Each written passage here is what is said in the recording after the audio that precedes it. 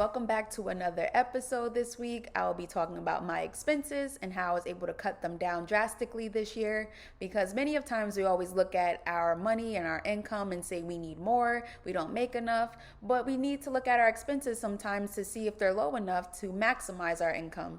So let's get into it. I'll give you the top 5 ways that I was able to save drastically this year. So one of the expenses is my cell phone bill. This is one of the expenses I hate paying every single month. So I was determined to get the least amount of money for this bill, and I was able to contact my carrier and go over my options. They was able to cut down my unlimited plan because I was in the house all the time anyway because of quarantine, and I was always connected to the Wi-Fi, so I was barely using any data, so it didn't make sense to pay for unlimited data. So what I did was I cut it down to 9 gigabytes. I did have the other option to do 3 gigabytes, but I thought that was really drastic and I didn't want to be out later on in the year and just be like, oh, I ran out of data, so I can't use my phone, or yeah, that would have been bad. So by lowering my data plan from unlimited to 9 gigabytes, I was able to save $90.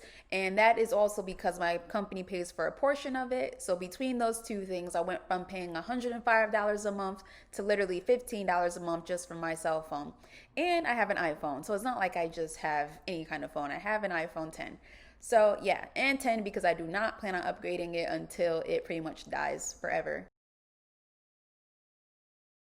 So the second way I love to cut down my expenses is by cooking at home and buying groceries and not eating out, because eating out is so expensive. I know this sounds so cliche, but it's so true. There are times now, because everything's opening back up. I live in Texas, so everything's pretty much open. I do go out on like a Saturday or Sunday with like friends and things like that, but it's not like every single or every other day where I'm eating out. So if I did the math for you guys, so typically I spend about $75 a week to 100. I did a range just to give you guys an average. And if that's 3 meals a day, because I definitely need breakfast, lunch, or dinner. I'm not one of those people that can just get one large meal a day and be okay. I need all 3 of my meals. So yes, we have breakfast, lunch, and dinner, and that would give you $3.57 per meal based off of the math of $75 a week. And if you bump that up to $100 a week, you now are getting into the $4 range per meal. And it's definitely way cheaper paying $3 to $4 per meal versus going out to eat, paying 10, sometimes 12, sometimes even 20 per meal. It just starts adding up. So the third expense I just ended up cutting out completely, just subconsciously, because I just was used to not going, and now I just haven't gotten my nails done since March. So yeah, that saves me about $100 a month, even more depending on if I'm gonna add a pedicure and some extra, I don't know, designs. I don't know, all girls know that it can fluctuate depending on what you get. And I really shocked myself when my birthday came and I still didn't get my nails done. And I went on vacation without getting my nails done. I just did a quick paint on them and just went on my way. And it ended up getting destroyed anyway because I was like on the beach with the sand and the ocean. And so that usually tears up your pedicure anyway.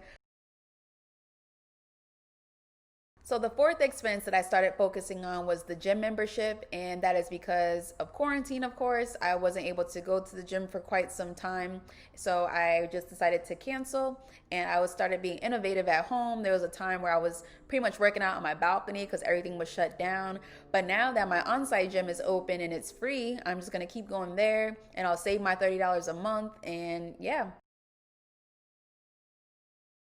And for the last way to cut down on your expenses, number 5 is to not have a credit card payment.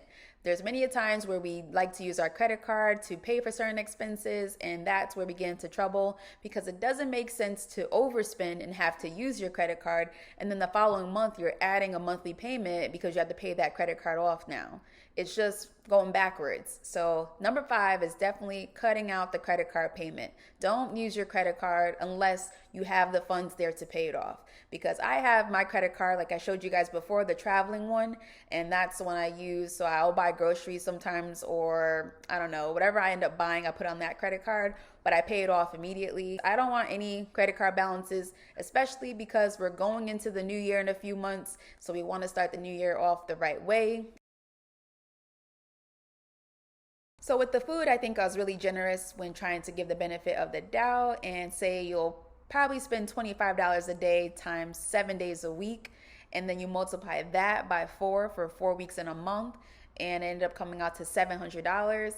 It could be more than that, depending on how much you eat. I was just trying to pick a really reasonable number based off the options out there and what you may eat. So $25 a day if you ate out, and that would equate to $700 a month, which is way more expensive than just doing my plan of just going to the grocery store once a week and spending $75 to $100, and then you could essentially save $300 or more.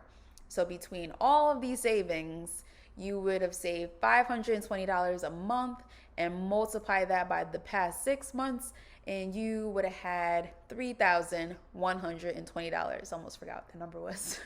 $3,120. That's how much you would have saved by just cutting down on these 5 things. I can go on and on about other things you can cut, but I am really drastic in my expenses, and I will definitely share probably more with you guys. But I just wanted to do a quick video, as quick as I can, for 5 expenses, how to cut them down.